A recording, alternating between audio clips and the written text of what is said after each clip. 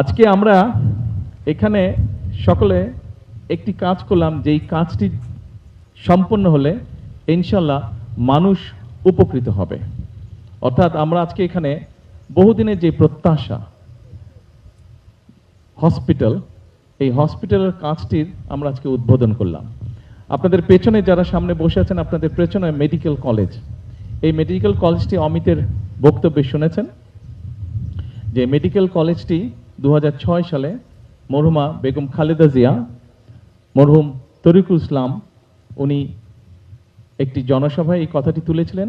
সাথে সাথে মরহুমা বেগম খালেদা জিয়া উনি সেটি অ্যাপ্রুভ করেছিলেন এবং কাজটি শুরু হয়েছিল। গত 20 বছর হাসপাতালে যে প্রয়োজন ছিল, এলাকার মানুষের চিকিৎসা সুবিধার জন্য যে হাসপাতালে দরকার ছিল, গত 20 বছর সেই কাজটি হয়নি। আজকে 20 বছর পরে দেশনেত্রী বেগম খালেদা জিয়া যেই কাজটি শুরু করেছেন, ওনার দল বাংলাদেশ জাতীয়তাবাদী দল বিগত নির্বাচনে বাংলাদেশের মানুষের সমর্থন নিয়ে সরকার গঠনের পরে বেগম খালেদা জিয়ার অসমাপ্ত কাজ আবার শুরু করেছে। এটি 500 বেডের হসপিটাল হবে ইনশাল্লাহ, এর মধ্যে আপনারা জেনেছেন। সম্মানিত উপস্থিতিবৃন্দ, বাংলাদেশের জনসংখ্যা প্রায় 20 কোটি। এখানে বিশেষ করে যারা স্টুডেন্ট আছেন বা যারা ডাক্তার এখানে উপস্থিত আছেন, সম্মানীয় ব্যক্তিবর্গ যারা উপস্থিত আছেন, আপনাদের সকলেরই ধারণা আছে যে চিকিৎসা সারা বিশ্বে একটি যথেষ্ট ব্যয়বহুল বিষয়।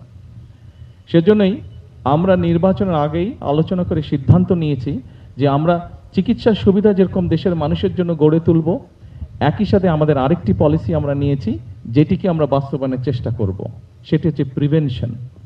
আমি যদি প্রথমেই দেশের মানুষকে অসুস্থ হওয়া থেকে দূরে রাখতে পারি, তাহলে যেটি হবে, যারা অসুস্থ হবেন সেই মানুষগুলো যখন হাসপাতালে আসবে স্বাভাবিকভাবেই তারা এক বেটার চিকিৎসা পাবে, তাদের জন্য সকল ফ্যাসিলিটি বেটার দেওয়া সম্ভব হবে। এই যেই প্রক্রিয়াটির কথা বললাম প্রিভেনশন, এটি এখন ইউরোপে, আমরা জানি ইউরোপের অধিকাংশ দেশ, কয়েকটি দেশ ছাড়া অধিকাংশ দেশ ধনী দেশ, কিন্তু সেই দেশগুলো হিমশিম খাচ্ছে তাদের দেশের মানুষকে চিকিৎসা সুবিধা দেওয়ার জন্য, এবং সেজন্য তারা এই সিস্টেমটি এখন গড়ে তোলার চেষ্টা করছে।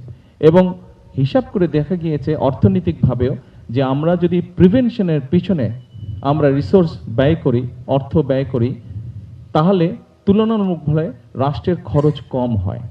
এখন প্রিভেনশন বিষয়টি কি, এটি সংক্ষেপে আমি আপনাদের সামনে তুলে ধরছি। প্রিভেনশনটি হচ্ছে, আমরা স্বাস্থ্য মন্ত্রণালয়ের মাধ্যমে সারা দেশে 1 লক্ষ স্বাস্থ্যকর্মী আমরা নিয়োগ করতে চাই। এই স্বাস্থ্যকর্মীদের শতকরা 80% নারী হবেন স্বাস্থ্যকর্মীদের। তাদেরকে আমরা বেসিক কতগুলো হেলথ ট্রেনিং দেব, বেসিক কতগুলো হেলথ ট্রেনিং তাদেরকে দেওয়া হবে, এবং তারা সারা বাংলাদেশে গ্রামে গঞ্জে শহরে সব জায়গায় ছড়িয়ে যাবেন। তাদেরকে এরিয়া ভাগ করে দেওয়া হবে। একজন স্বাস্থ্যকর্মী সে যেই গ্রামটি বা যেই ওয়ার্ডের বা যেটারই দায়িত্ব সে পাক, সেখানে সে যাবে প্রত্যেকটি বাড়িতে, এবং বাড়িতে গিয়ে সাধারণত আমরা জানি বাসার খাবার দাবার যাবতীয় সবকিছু দেখভাল, পরিবারের সদস্যদের দেখভাল, পরিবারের নারী প্রধান যে নারী সদস্য উনি এটি লুক আফটার করে থাকেন। এখন আমরা যদি গিয়ে সেই নারী স্বাস্থ্যকর্মীটাকে পাঠাই, এবং সেই নারী স্বাস্থ্যকর্মীটা গিয়ে যদি সেই পরিবারের যে প্রধান নারী আছেন তাকে যদি উনি বোঝাতে সক্ষম হন যে পরিবারের সদস্যদেরকে কি কি খাবার মেপে কম দিলে ডায়াবেটিক হবে না, কি কি খাবার কিভাবে উপস্থাপন করলে হার্টের অসুখ হবে না, কি কি খাবার কিভাবে পরিবেশন করলে ডায়ালিসিস অর্থাৎ কিডনির সমস্যা হবে না, তাহলে আমরা যদি এখানেই রোগীর সংখ্যা কমাতে পারি, জিনিসটা 1 দিন 5 দিন 7 দিনের বিষয় না, এটি বছরের পর বছর ধীরে ধীরে এটার রেজাল্ট আসতে সময় লাগবে, কিন্তু আমাদেরকে শুরু একদিক থেকে করতে হবে। তাহলে যেটি হবে, স্বাভাবিকভাবে এই হাসপাতালটি যখন হয়ে যাবে 500 বেডের, এই হাসপাতালে চাপ কম পড়বে। যারা এই যে আমাদের সামনে অনেক নতুন স্টুডেন্ট আছে যারা ইনশাল্লাহ ডাক্তার হবে একদিন, এবং এই হাসপাতালে ইনশাল্লাহ তারা কাজ করবে।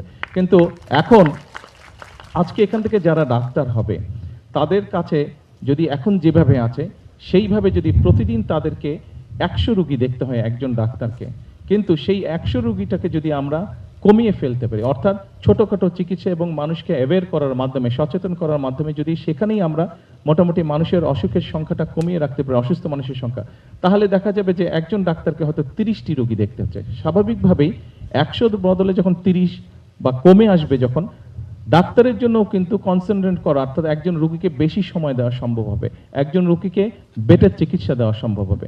শুধু তাই নয়, আপনারা চিন্তা করে দেখুন, এই হসপিটালটি যখন হবে, স্বাভাবিকভাবে সরকারের পক্ষ থেকে 500 রোগীর ব্যান্ডেজ বলেন, ওষুধ বলেন, বা অপারেশন থিয়েটারে যেসব বিষয় থাকে সেগুলো প্রোভাইড করা হবে। হয়তো দেখা যাবে রোগীর সংখ্যা আস্তে আস্তে বাড়ছে 700, 800, কিন্তু সরকারেরও তো একটা ক্যাপাসিটি আছে।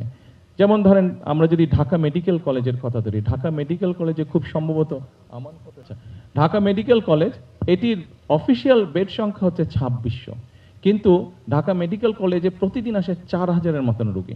এখন আমরা নিজেরাই চিন্তা করে দেখি, আপনি সরকার যে সাপোর্ট যেগুলো দিচ্ছে, ওষুধ বলেন, বেড বলেন, ডাক্তার বলেন, নার্স বলেন, ব্যান্ডেজ বলেন, যাই বলেন না কেন, 2600, ধরেন 3000-এ দিচ্ছে, সরকার দেখছে যে বেশি আসছে, 3000-এ দিচ্ছে।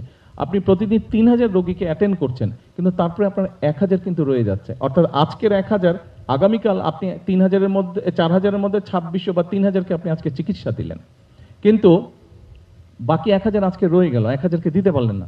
আগামীকাল যখন সকাল হবে, আগামীকাল আবার 4000 আসছে, এই 4000, 3000-কে সাপোর্ট দিচ্ছে, কিন্তু 2000, আজকের 1000 এবং আগামীকালও রয়ে যাচ্ছে আবার 1000, অর্থাৎ 2000 প্রতিদিন কিন্তু এটা বাড়ছে, প্রতিদিন এটা বাড়ছে।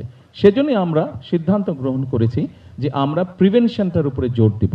আমরা মানুষকে সচেতন করার চেষ্টা করব, যাতে যেগুলা বড় বড় অসুখ বিসুখ আছে সেগুলো থেকে যাতে মানুষকে দূরে রাখা সম্ভব হয়।